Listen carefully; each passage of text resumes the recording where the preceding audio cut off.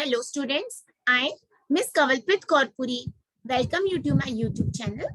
I am from Mumbai and I've completed my masters in business management and I'm set and net qualified in the subject of commerce.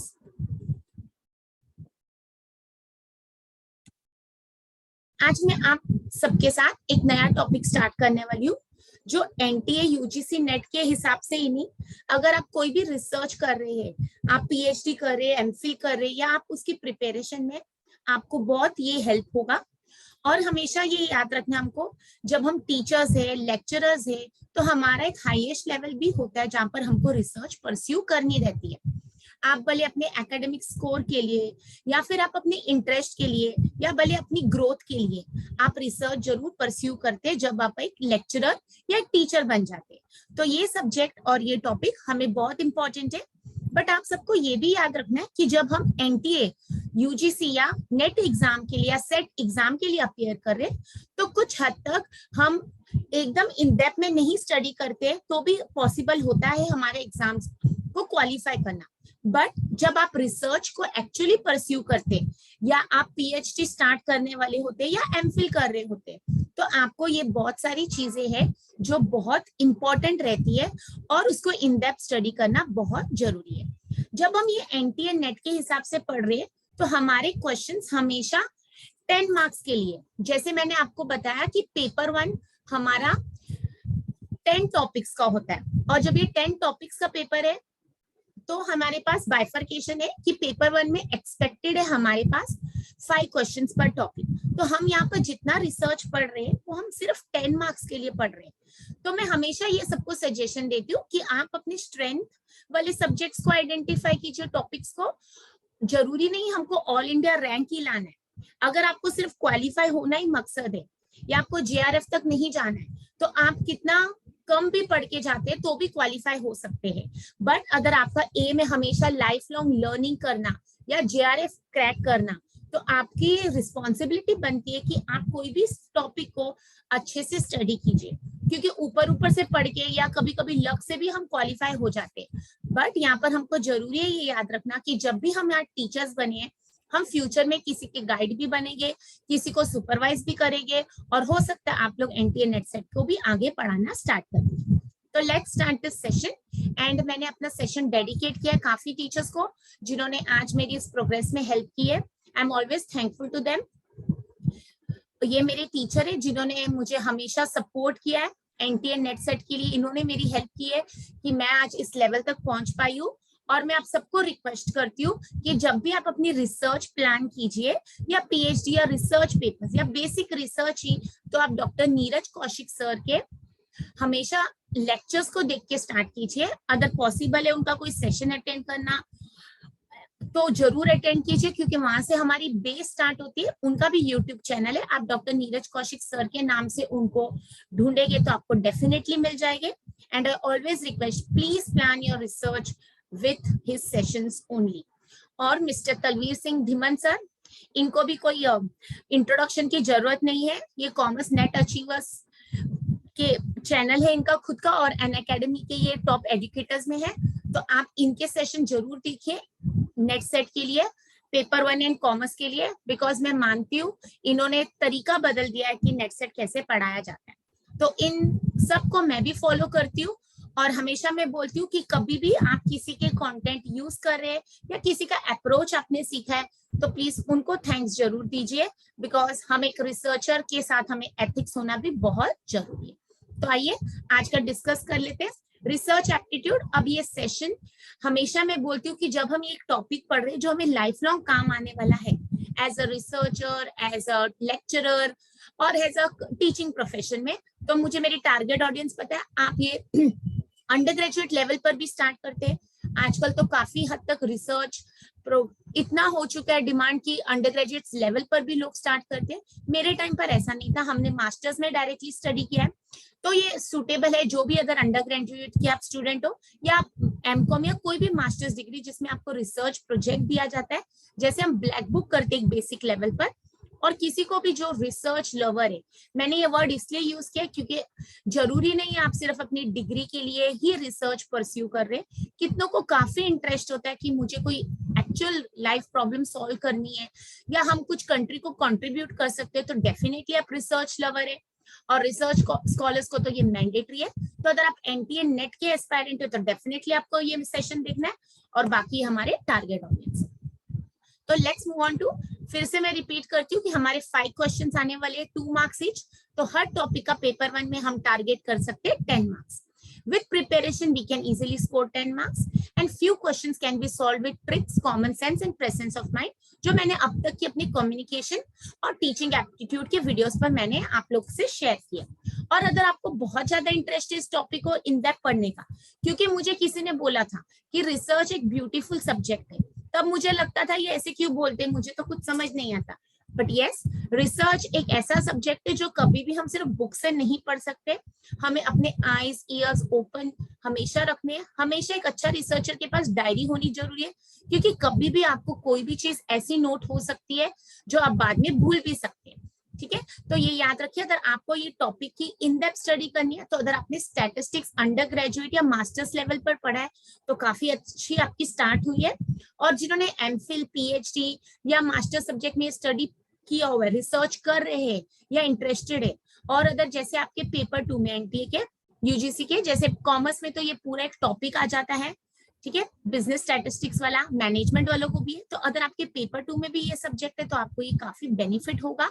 And please stick to the syllabus. Sometimes you wonder where the questions are coming from, but once you understand the syllabus, trust me, nothing is outside the syllabus.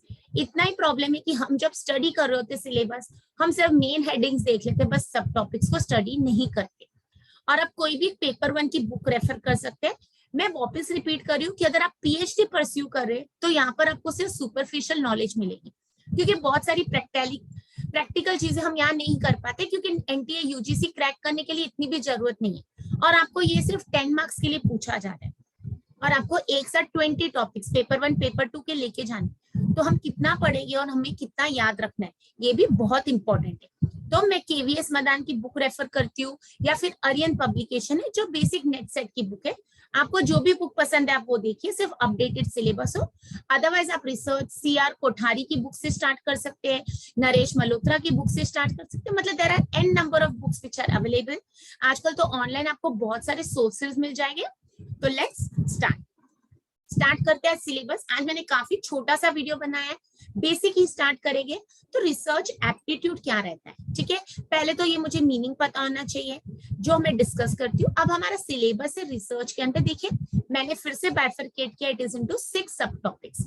Okay, अगर मैं बोलूँ यहाँ पर सिर्फ main topics है तो उसके अंदर हमारे पास कितने सब टॉपिक्स आ रहे हैं। तो रिसर्च के अंदर हमारे पास मीनिंग है, टाइप्स ऑफ रिसर्च है, कैरेक्टरिस्टिक्स ऑफ रिसर्च है, positivism and post positivistic approach to research है। अब अगर आप फर्स्ट टाइम ये अटेम्प्ट कर रहे हैं तो आपको ये जानना जरूरी है कि लास्ट हमारा यूजीसी नेट का सिलेबस 2019 में अपडेट हुआ था, तो तब हमारे पास ये पॉजिटिविज्म और post positivistic approach to research आ गया था। ठीक है, तो जब भी आप स्टडी करें आपको पता होना चाहिए, आप 10 इयर्स के पेपर रेफर करेंगे तो पास्ट 10 इयर्स में आपको पॉजिटिविज्म नहीं मिलेगा, वो आपको 2019 ऑनवर्ड से मिलेगा। तो please be aware of the syllabus, कितना अपडेशन हुआ है या उसमें कौन से चेंजेस आए। सेकंड है हमारे पास methods of research, experimental, descriptive, historical, qualitative and quantitative. अब इन्होंने तो सिर्फ यहाँ पर 5 बताए, बट ऐसा नहीं है, जब आप इन डेप्थ स्टडी करोगे आपको पता लगेगा कि वहां पर कितने different types of methods of research है। और अभी यूजीसी नेट का क्या डिफिकल्टी हो रहा है कि स्टूडेंट्स क्यों नहीं क्रैक कर पाते अगर पढ़ के नहीं जाए तो, क्योंकि वहां पर प्रैक्टिकल वे में क्वेश्चन पूछा जाता है। आपको एक स्टेटमेंट जो कि पूछा जाएगा, बताओ इसमें कौन सी टाइप की रिसर्च यूज हो सकती है। तो जब तक आपके बेसिक्स क्लियर नहीं होंगे आप इसको अच्छे से आंसर नहीं कर पाए। थर्ड है हमारे पास स्टेप्स ऑफ रिसर्च। 100% इनफैक्ट यहाँ से तो क्वेश्चन आना ही आना है, ये हमारे एनटी यूजीसी का फेवरेट क्वेश्चन है। कभी वो स्टेप्स के फॉर्म में पूछेंगे, कभी हमें मैच द कॉलम के फॉर्म में पूछ सकते हैं, कभी उसका ऑर्डर सीक्वेंस लगाना है। थीसिस एंड आर्टिकल राइटिंग, अब हमको पता होना चाहिए what is thesis and what is article, उसका format and styles of referencing.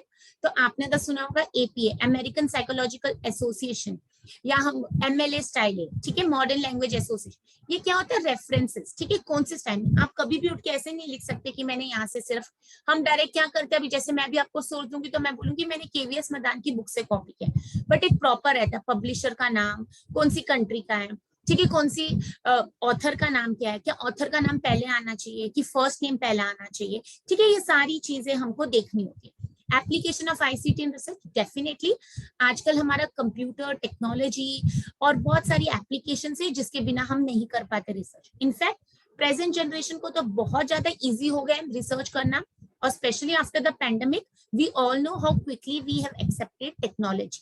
तो यहाँ पर हमें शॉर्ट क्वेश्चन आ रहा है और हमारे पास है रिसर्च एथिक्स, जो हमेशा मेरा फेवरेट टॉपिक रहेगा, बिकॉज आई ऑलवेज से हमें सिर्फ लाइफ में या टीचर बन के नहीं एथिक्स रहना है, हम कभी भी कुछ करें हमको एथिकल ही रहना है, ठीक है। तो यहाँ पर देखिए हमारे पास कितने टॉपिक्स है, research, methods of research, steps of research, thesis and article writing, application of ICT in research and research ethics. और मैं एक्सपेक्ट कर रही हूँ 5 क्वेश्चन। अगर आपके पेपर 2 में ये टॉपिक्स है, पूरा सब्जेक्ट है, तो आपको ये बहुत इजी है स्कोर करना। जैसे मुझे पता है कॉमर्स एंड मैनेजमेंट को डेफिनेटली ये पेपर 2 में है, और यहाँ पर मुझे 100% पता है 5 क्वेश्चन आ रहे हैं और मेरे पास टॉपिक 6 है। तो अगर आपको मैं बोलूँ फर्स्ट हेडिंग से तो पक्का आपको क्वेश्चन आने वाला है, कभी रिसर्च के टाइप्स आ जाएंगे, कभी कैरेक्टरिस्टिक्स आ जाएगा, मेथड्स ऑफ रिसर्च से भी 100% क्वेश्चन आने वाला है, कभी मैच द कॉलम आता है, कभी प्रैक्टिकल क्वेश्चन आता है, स्टेप्स ऑफ रिसर्च तो 100% क्वेश्चन है, थीसिस एंड आर्टिकल राइटिंग पर कभी क्वेश्चन आ सकते हैं, कभी एप्लीकेशन ऑफ ICT जो आजकल बहुत बार पूछा जा रहा है, या रिसर्च एथिक्स। तो घुमा फिरा के हमारे पास इन्हीं में से तो क्वेश्चंस आने।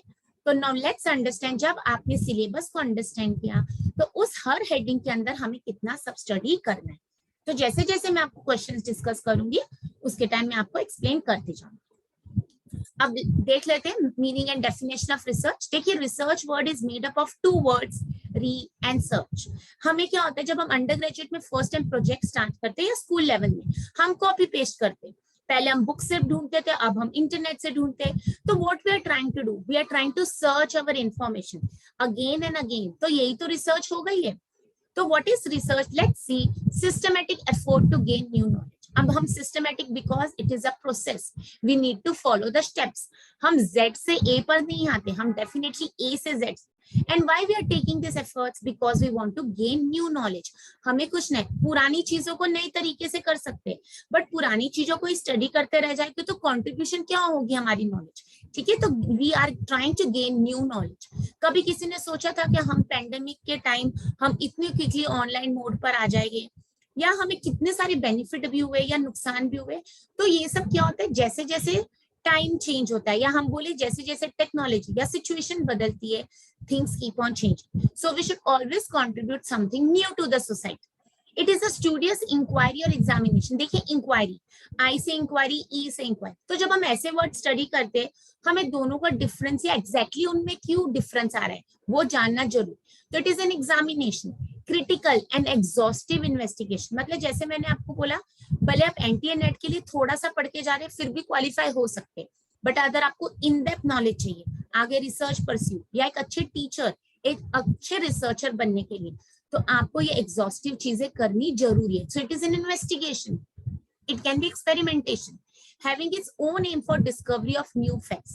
So उनका aim क्या है, either you are discovering new facts and the correct interpretation. अभी देखिए हम लोग हमेशा झगड़ते हैं बुक्स के ऊपर कि इसकी रिलीजन में ये बोला ये, बट हम इंटरप्रेट कर रहे हैं, लिखा किसी और ने, इंटरप्रेट हम करें। So we'll never come to know what is the fact, ठीक है। तो यहाँ पर क्या होता है, we are trying to discover the new facts and the correct interpretation, okay. तो journey from unknown to know, this is very beautiful message जो मुझे हमेशा पसंद है कि रिसर्च एक ऐसी जर्नी, हमें एक टाइम पर कुछ भी नहीं पता होता है, ठीक है। हम एक ऐसे फेज में होते हैं, we get so much scared, हमें इतना डर लगता है रिसर्च से, क्योंकि ये जर्नी ही ऐसे कि हम 0 से स्टार्ट करते हैं और एंड तक हम कुछ तो प्रूव कर ही लेते हैं। और उसके बाद भी हम एक हमेशा देखो, आप अगर थीसिस देखी होगी या रिसर्च पेपर्स लिखा होता है कि फ्यूचर स्टडीज क्या है, because I always say research starts with a problem and it ends with a problem. अगर आपकी रिसर्च अच्छी तो आप डेफिनेटली न्यू रिसर्चर्स के लिए भी कुछ रूम रख रहे कि वो भी आके जाके कुछ स्टडी कर सके। So research is like undertaking a journey and one must know about its destination and which route to take. एक जर्नी की तरह है, ठीक है, हमें पता होना चाहिए हमें कहाँ जाना और कौन सा रूट लेना है। The sequence of steps during the journey is not, आप कौन से भी स्टेप्स लेके जा सकते हैं। जैसे हम बोलते हैं ना बहुत सारे रास्ते अवेलेबल, एक रास्ता डेस्टिनेशन पहुंचने के लिए। At every step there is multiplicity of methods, हमें हर स्टेप पर लगेगा हमें क्या यूज करना है। अब जैसे लोग हमें पूछते हैं स्टूडेंट्स आके कि मैम हमको कौन सा टेस्ट यूज करना है, बट हम कभी ये नहीं सोचते कि हमारे ऑब्जेक्टिव्स क्या है, हम प्रूव क्या करना चाहते हैं, क्योंकि उसी के बेस पर सब। So there are so many methods, approaches and procedures. Here experience of guide comes handy to guide our actions to achieve. तो हमारे जो सीनियर्स है, जैसे मैंने आपको बोला इतने सारे लोगों ने आज मेरी करियर में, मेरी स्टडीज में हेल्प की। आज मैं भी इस सेशन दे रही हूँ क्योंकि मुझे भी बहुत सारे लोगों से सीखने को मिला है। तो यहाँ पर क्या होता है, हम उनके एक्सपीरियंस से लेके हम अपनी स्टडी तक पहुंचते हैं और फिर फाइनली हम एक अननोन जोन से एक नोन जोन पर चले जाते हैं। और मैं हमेशा बोलूंगी कि जब भी हम कोई भी टॉपिक पढ़ते हैं हमें वो वर्ड से फेमिलियर होना जरूरी। अब यहाँ पर टर्मिनोलॉजी, वर्ड और रिसर्च का डिफरेंट मीनिंग रहता है इंग्लिश के कॉमन लैंग्वेज से। अब एक सबसे बड़ा वर्ड होगा हमारा रैंडम सैंपल, जिसको अगर हम इंग्लिश का रैंडम बोलेंगे तो वो काफी डिफरेंस हो जाएगा। ठीक है, तो इंग्लिश लैंग्वेज का भी मतलब पता होना चाहिए और उसका रिसर्च में क्या, क्योंकि हम इंग्लिश में तो बहुत ग्रामेटिकली करेक्ट हो सकते हैं, क्या रिसर्च में उतना ग्रामर की जरूरत है, क्योंकि आगे जाके आप रिसर्च पेपर्स लिख रहे हैं, आपको दोनों पर कमांड होना बहुत जरूरी है। Now let's start. इतना आज मैं आपको स्टेप्स, प्रोसेस ऑफ रिसर्च कराती हूँ बिकॉज आई बिलीव जब हम रिसर्च स्टडी करें तो पहले हमें पता तो होना चाहिए रिसर्च क्या है। तो after the definition let's see, सबसे पहले हम एक करते हैं formulate the research problem, because any research starts with the problem. आप एक आइडेंटिफाई करते प्रॉब्लम, ठीक है। जैसे एक टाइम पर फास्ट फूड का इतना ज्यादा, जंक फूड का इतना ज्यादा कन्वीनियंस हो गया कि there are many obese people, ठीक है, ओबेसिटी बढ़ती जा रही है। अब मैंने एक सेशन अटेंड किया था, वो मैम ने मुझे क्या बताया, मैंने, इट वाज सो सरप्राइजिंग। अगर आप मुंबई की लोकल ट्रेन में ट्रेवल करें तो एक सीट पर 4 या 5 लोग शेयरिंग करके भी सीट पर बैठ जाते, बट जितना ओबेसिटी बढ़ रहा है अब वहां पर 3 लोग ही बैठ पाते। तो yes, this is also become a problem. हम उसको कौन से नजरिए से देख रहे हैं, ठीक है। हम बच्चों के लिए क्या प्रोडक्ट्स को एडवर्टीजमेंट कर रहे हैं, एडवर्टीजमेंट गलत है क्या, बट अगर एडवर्टीजमेंट गलत है तो हमें कितना रेवेन्यू या उससे कितना बेनिफिट भी तो है। तो ऐसी कोई भी चीज आप नॉर्मल लाइफ में देखेंगे तो वो एक रिसर्च प्रॉब्लम भी बन सकती है, ठीक है। हमें कैसे प्रॉब्लम को सेलेक्ट करना है, हमें कौन सी स्टडी करनी है, वो हम कभी डिस्कस करेंगे later on, but remember the first step is there should be a problem. और वो ऐसी प्रॉब्लम हो सकती है जिसका हम सॉल्यूशन निकाल सके। ऐसा नहीं हमने बहुत एक्साइटमेंट में एक रिसर्च ले ली जिसके लिए हम कुछ कर ही नहीं सके, ठीक है। You should be able to manage it within the limited time and with the available resources. Reviewing the research structure, अब रिसर्च का एक स्ट्रक्चर होता है, ठीक है, इसको हम काफी इन डेप्थ स्टडी करेंगे क्योंकि आगे जाके ये सब कंटेंट में आने ही वाला है। Conducting review of literature, this is very very very important, जिसको हम लिटरेचर रिव्यू बोलते हैं और शॉर्ट में बोलते हैं ROL। जब आप थीसिस करते हैं या रिसर्च पेपर्स करते हैं, आपको ऐसे नहीं होना, आपको लगता है कि हमारी तो ये रिसर्च बहुत न्यू है, बट ऐसा कभी नहीं होता है। किसी ना किसी ने कहीं ना कहीं पर वो स्टडी किया ही होगा, अगर वो नहीं की होती है तो then it becomes exploratory research, ठीक है। तो हम फर्स्ट टाइम कर रहे हैं, बट अगर आज आप कस्टमर सेटिस्फेक्शन, कस्टमर डिलाइट या आप ऐसा कोई भी टॉपिक ले रहे हैं, ऐसा नहीं होगा कि उसके ऊपर स्टडी नहीं हुई हो।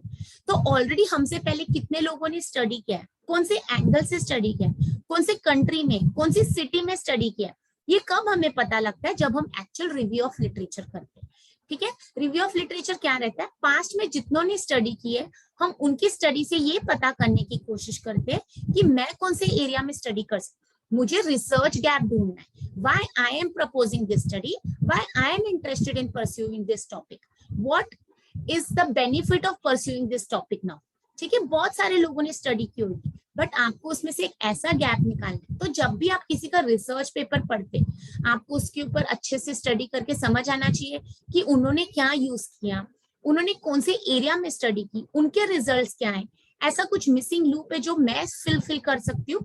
तो यहाँ पर हमारा रिव्यू ऑफ लिटरेचर बहुत इंपॉर्टेंट। रिव्यू ऑफ लिटरेचर इसलिए नहीं है कि सिर्फ मुझे बोला गया कि PhD में आपको 100 रिव्यू कर लीजिए, बट आपको उससे क्या नॉलेज मिला, आपको क्या पता लगा। हो सकता है एक टाइम पर सिर्फ SPSS के ऊपर ही हम स्टडी कर लेते थे, एनालिसिस, बट आजकल तो कितने न्यू सॉफ्टवेयर है, SEMS, स्ट्रक्चर इक्वेशनल मॉडल, हमारे पास आर सॉफ्टवेयर है, एमओस है, ये तो अभी इनसे आगे भी हम आ गए, बट क्या हमने कभी स्टडी नहीं किया है? तो हमें कब पता लगेगा? जब हम एक्चुअल रिव्यू करेंगे। ठीक है, तो जितना स्ट्रॉन्ग आपका रिव्यू ऑफ लिटरेचर होगा, उतना स्ट्रॉन्ग आपका क्वेश्चनर बनेगा, उतने में से आपको पता लगेगा वेरिएबल्स क्या है, कंस्ट्रक्ट्स क्या है। तो please it is my request कि जब भी आप कोई रिसर्च प्रपोज करने जा रहे हैं, सिर्फ प्रॉब्लम नहीं, सबसे पहले आपको रिव्यू से स्टार्ट करना चाहिए। आपको जैसे कोई पसंद आ गया टॉपिक जीएसटी, तो आप सर्च कीजिए जीएसटी के बारे में, आप रिसर्च पेपर्स देखिए, तो आपको पता लगेगा कि कौन से एरिया में आप एक प्रॉब्लम ढूंढ सकते हैं। You have to develop the hypothesis. अब हाइपोथेसिस क्या रहता है? एक tentative statement which needs to be proven. It can be true और it can be false, it can be accepted और इट कैन बी रिजेक्टेड। अब मैं आपको एक एग्जांपल देती हूँ। अगर मैं आपको बोलती हूँ कि किंडर जॉय वालों ने दो कलर्स बनाए, एक बनाया पिंक और ब्लू। हमें सबको पता है, हम इतने सालों से सुनते हैं कि blue is for boys and pink is for girls. Okay, तो जो चीजें फैक्ट है, क्या मैं उसको प्रूव कर सकती हूँ? नहीं कर सकती। तो आपको याद रखना है, हाइपोथेसिस एक टेंटेटिव स्टेटमेंट होती है, हम फैक्ट्स को नहीं प्रूव कर। मुझे पता है मंडे के बाद ट्यूसडे आ रहा है, तो मैं ऐसे नहीं बोल सकती हो सकता है मंडे के बाद ट्यूसडे ही आए। That is a fact, we all know. Okay, तो जो चीजें हम प्रूव करना चाहते हैं वो हम बोलते हैं हाइपोथेसिस। स्टडी करेंगे इन डेप्थ में, या हर एक स्टेप इतना इन डेप्थ है कि अगर मैं आपको 200 घंटे भी पढ़ाऊं तो कम पड़ जाए। Preparation of research design. अब जैसे आर्किटेक्ट होता है, बिल्डिंग बना रहा है, तो उसको एक ब्लूप्रिंट होता है कि घर में मंदिर होगा तो किधर होगा, बेडरूम किधर होगा, या वॉशरूम किधर होना चाहिए। क्योंकि हम ऐसे नहीं कर सकते ना, हम टॉयलेट को किचन के साथ जोड़ दे, तो यहाँ पर एक पूरी प्लानिंग होती है। तो similarly we have the research design which is the framework of our research. उसमें बहुत सारी चीजें कवर हो जाएगी जो एक्चुअली बताती है, हमारी हेल्प करती है, सोर्स होती है हमारी, आउटलाइन होती है, ब्लूप्रिंट होता है जो बताता है हमारी रिसर्च हमें कैसे कंडक्ट करनी है, जिसको हम बाद में स्टडी करें। कलेक्शन ऑफ डेटा, यस आपको पता है बहुत इंपॉर्टेंट है और ये बहुत क्रिटिकल होता है। हमें लगता है डेटा कलेक्शन बहुत इजी है, बट कोई भी रिसर्च का स्टेप इजी नहीं होता है। हम कैसे कलेक्ट करते हैं डेटा? सर्वे मेथड से करते हैं, या हम क्वेश्चनर भरवा रहे हैं, या शेड्यूल कर रहे हैं, इंटरव्यू कर रहे हैं, ये सब हम study. Finally execution of the project, हम एनालिसिस एंड इंटरप्रिटेशन, जो डेटा हमको मिलता है उसके ऊपर हम एनालिसिस करते हैं। आपने खुद सीखा तो स्टैटिस्टिक्स, अदरवाइज आपको किसी स्टैटिस्टिशियन से करवाते हैं। उसकी इंटरप्रिटेशन क्या है? जैसे आपको पता लगा कि 30% जेंडर ही प्रेफर करते हैं पब्लिक ट्रांसपोर्ट यूज करना और 70% तो फीमेल्स यूज कर रही है, तो ये क्या हो गया? हमने उसको इंटरप्रेट किया। Concluding the data and the formal right up of the research report, तो ये हमारी बात के स्टेप। अब देखिए, इनको हर एक स्टेप पर हमें 100 क्वेश्चंस बना सकते हैं। हम जब एक्चुअली रिसर्च परस्यू करेंगे, यहाँ पर हमको तब समझ आता है, बट फॉर टाइम बीइंग हमें पता होना चाहिए रिसर्च के स्टेप्स क्या है। It is a systematic process, क्योंकि आपको 100% यहाँ पर क्वेश्चन आने ही वाला है। रिव्यू ऑफ लिटरेचर पर क्वेश्चन आ सकता है, रिसर्च डिजाइन पर क्वेश्चन आ सकता है, what is research methodology, what is research method, ऐसे क्वेश्चंस आते हैं। तो यहाँ पर जनरली हमें अगर मीनिंग पता लग गया, सीक्वेंस पता लग गया, तो वह भी बहुत ईजी है। But I repeat, for UGC net still you can manage without in depth study, but never do this for your research, क्योंकि जितने अच्छे आप रिसर्चर बनेंगे उतना ब्यूटीफुल आपका एंड रिजल्ट है। अब ये स्नैपशॉट मैंने लिया है केवीएस मदान सर की बुक से। तो यहाँ पर देखिए, स्टेप 1 में फॉर्मुलेशन ऑफ रिसर्च प्रॉब्लम है, जो हमेशा स्टार्ट होता है लिटरेचर रिव्यू से। ठीक है, जैसे मैंने आपको बोला, हमने डिसाइड कर लिया हमें पब्लिक ट्रांसपोर्ट पर स्टडी करनी है, बट मैं पब्लिक ट्रांसपोर्ट पर क्या स्टडी करूं? तो आप जाके गूगल पर सर्च कीजिए, रिसर्च गेट है, उस पर पेपर्स अपलोडेड होती है, गूगल स्कॉलर है। अगर ये आपने कभी सुना नहीं है तो इसका मतलब हम रिसर्च तक अभी पहुंचे नहीं है।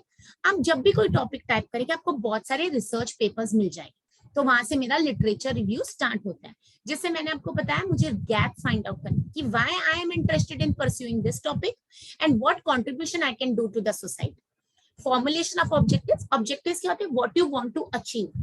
ठीक है, आप सब कुछ अचीव नहीं कर सकते एक टॉपिक से, you have to be selective about your objectives.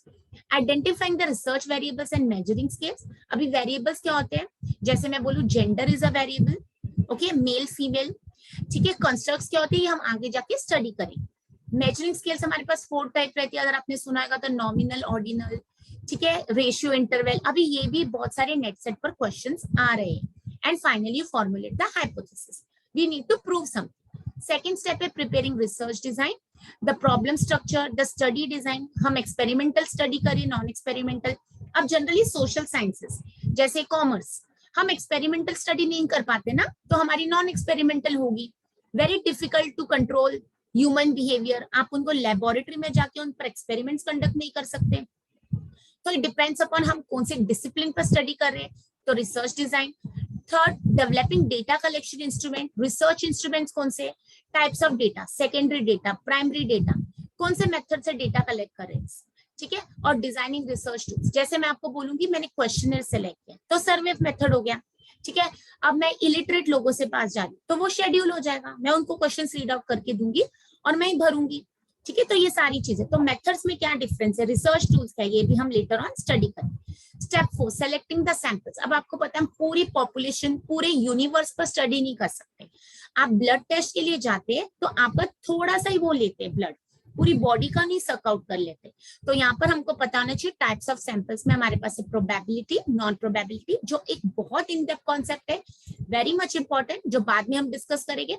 You have to determine the sample design. Step 5, writing a research proposal. अब कुछ यूनिवर्सिटीज में आपको पहले प्रपोजल के साथ बुलाया जाता है, इंटरव्यू लिया जाता है, और कई कई पर आपको प्रपोजल बाद में सबमिट करना है। तो जब हम प्रपोजल लिख रहे होते हैं, कई कई इसको सिनॉप्सिस भी बोला जाता है, तो आपको क्या याद रखना है, उसका एक स्ट्रक्चर होता है। It depends completely on the university from which you are pursuing your research, but एक बेसिक होती है हर चीज, हमें जो पता है वो भी अभी कभी नेक्स्ट वीडियो में डिस्कस करेंगे। तो which are the main elements, need, benefits, types of data, justification of funds and other sources. जैसे जेआरएफ अगर आप क्वालिफाई करते हैं तो आपको यूजीसी से मंथली स्टाइपेंड आता है पीएचडी करने, तो आपकी इन शॉर्ट पीएचडी फंड होगी, फंडिंग मिल गई आपको। तो वैसे कितने सारे होते हैं जो स्पॉन्सर्स करते हैं रिसर्च। फिर हमारे पास कलेक्टिंग डेटा, सो ऑब्जर्वेशन कर सकते हैं, इंटरव्यू कर सकते हैं, questionnaire schedule, there are many methods and many tools and techniques. Step 7, processing and analysing data. एक बार आपका डेटा कलेक्ट हो गया, आप किसी स्टैटिस्टिशियन को या खुद एनालाइज करते हैं, एडिटिंग एंड कोडिंग करेंगे, क्लासिफिकेशन ऑफ डेटा करेंगे, टेबल्स बनाएंगे, tabulation, analysis, hypothesis testing and generalisation.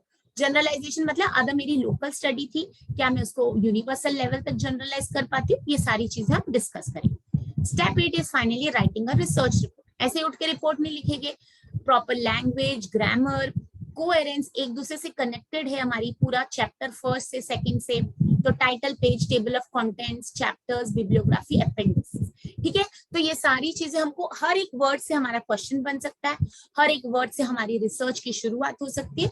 तो ये तो हमारा बेसिक था। अब हमें क्या याद रखना है, जब भी हम ये स्टेप स्टडी कर रहे हैं, कॉमन सेंस यूज करनी है और हम आंसर कर सकते, बट डेफिनेटली आपको ये क्वेश्चन हर बार आए। आप 5-10 इयर्स की पेपर्स देखिएगा तो आपके 2 मार्क्स यहाँ पर confirm. Let's go to this question. Given below are stages of research process. Stages मतलब process, steps.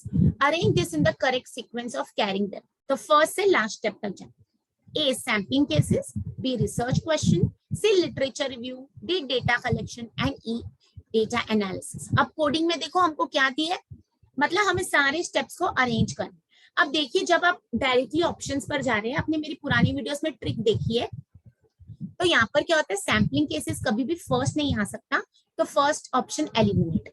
रिसर्च क्वेश्चन क्या पहले आ सकता है, या सी वाले देखो, थर्ड और फोर्थ कोडिंग में हमारे पास सी है पहले, तो यस मैंने आपको बोला हमेशा लिटरेचर रिव्यू से आपको स्टडी स्टार्ट करना, तो मुझे श्योर हो गया कि थर्ड या फोर्थ में से। अब सी के बाद थर्ड में ए, क्या डायरेक्टली मैं लिटरेचर रिव्यू करने के बाद सैम्पलिंग केसेस पर चली जाती हूँ, या मैं रिसर्च क्वेश्चन।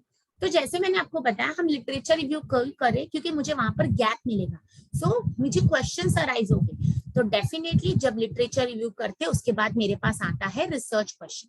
तो here option number 4 is the correct answer. तो सबसे पहले हम लिटरेचर रिव्यू करते हैं, वहां से हमको रिसर्च गैप से रिसर्च क्वेश्चंस मिलते हैं, तो बी। फिर हम सैम्पलिंग केसेस पर जा सकते हैं, फिर हम डेटा कलेक्शन पर जाते हैं और डेटा एनालिसिस। अब देखिए यहाँ पर रिपोर्ट राइटिंग नहीं दी है, ठीक है, यहाँ पर बहुत सारे स्टेप्स नहीं दिए, तो हमें क्या याद रखना है कि जितने ऑप्शंस दिए उसी में से आप ये नहीं सोच सकते कि अरे पहला तो इधर दिया ही नहीं था स्टेप, जो जितने स्टेप्स दिए अकॉर्डिंगली आपका आंसर कंफर्म। आपको ये क्वेश्चन आने चला है, प्लीज आप ये याद रखिए, आपको इन डेप्थ स्टडी करनी है, और ऐसे ऊपर ऊपर से पढ़ के सिर्फ क्वालिफाई करने के लिए भी बहुत मेहनत लगती है, but trust me when you are doing your pursuing your research, ये सारी चीजों के बेसिक मीनिंग विद एक्सप्लेनेशन आपको आने बहुत जरूरी है। नेक्स्ट देख लेते हैं, given below are 2 statements, one is assertion and the other is reasoning. I repeat, what are this assertion reasoning statements? मुझे हमेशा एक क्वेश्चन आता है मैम ये सबसे डिफिकल्ट होता है। अब असर्शन और रीजनिंग दो स्टेटमेंट्स होते हैं विच कैन बी ट्रू और which can be false. They can be independent और they can be dependent on one another. Options में देखो क्या दिया है, A is false but R is true, A is true but R is false, both are true and R is the correct explanation। तो इसका मतलब अगर दोनों ट्रू है तो उनके बीच में कोई रिलेशनशिप है, and both A and R true but R is not the, तो either they can be independently correct or they may be dependent on one another and the reason may be the actual answer for the assertion। ठीक है, तो assertion में क्या दिया, a research question should have some connection with the existing theory or research। तो कह रही है रिसर्च क्वेश्चन का कुछ कनेक्शन होना चाहिए existing theory of research. Yes, अगर आपको थ्योरीज पता है जैसे मोटिवेशन, ठीक है, लीडरशिप, या मैं बोलूं कस्टमर सेटिस्फेक्शन, ये इनके ऊपर बहुत सारी थ्योरीज है। अगर मैं इसके ऊपर स्टडी प्रपोज कर रही हूँ तो मेरा कुछ ना कुछ कनेक्शन तो पास से रहेगा। तो रिसर्च क्वेश्चन कहाँ से आया, रिव्यू ऑफ लिटरेचर। वो रिव्यू ऑफ लिटरेचर मैंने कहाँ से किया, किसी ने थ्योरी बिल्ड की, किसी ने मॉडल बिल्ड किया, तो वहां से तो मुझे आइडेंटिफाई हुआ। So research question should have some connection with the existing theory of research. This is 100% true. Reason, the research question formulated, जो हमने research question बनाया, should be either too broad or too narrow। अब देखिए वो कह रहे हैं या तो बहुत broad होना चाहिए वो narrow। अब just remember जब हम PhD propose कर रहे हैं तो हमेशा उसको narrow down करते हैं, because you cannot keep on study the entire nation, you cannot even study the entire city, so maybe you have to divide okay into certain parts। तो यहाँ पर रिसर्च क्वेश्चन जो फॉर्मुलेट होता है वो हमेशा नैरो रहेगा, तो ऐसा नहीं है या तो वो ब्रॉड होगा। तो here 100% reasoning is false, so A is true but R is false। ठीक है, तो आज मैंने आपको बेसिक बताया, जो एक हमें एक्सप्लेनेशन पता होनी चाहिए थी कि रिसर्च क्या है, रिसर्च एप्टीट्यूड क्या है, हम कैसे स्कोर कर सकते हैं, हमें क्या नॉलेज आनी चाहिए और हमारे स्टेप्स क्या है। स्टेप्स पर आपको 100% क्वेश्चन आएगा। आज आपकी ड्यूटी है, रिस्पॉन्सिबिलिटी है कि आप ये घर जाके इसको स्टडी कीजिए और इसके ऊपर जितने भी क्वेश्चन है आप उसको सॉल्व करने की कोशिश कीजिए, क्योंकि डेफिनेटली आपके 100 मार्क्स से 2 मार्क्स तो यहीं पर आ रहे हैं। Okay, and forms closing date काफी नजदीक आ रही है, तो प्लीज इस बार नेट का फॉर्म भर दीजिए, JRF के लिए टिक मार्क कीजिए, एज लिमिट देख लीजिए, and I wish you all the best. आपको मेरी वीडियोस पसंद आ रही है तो प्लीज मेरे चैनल को सब्सक्राइब कीजिए, शेयर और लाइक कीजिए। All the best, thank you.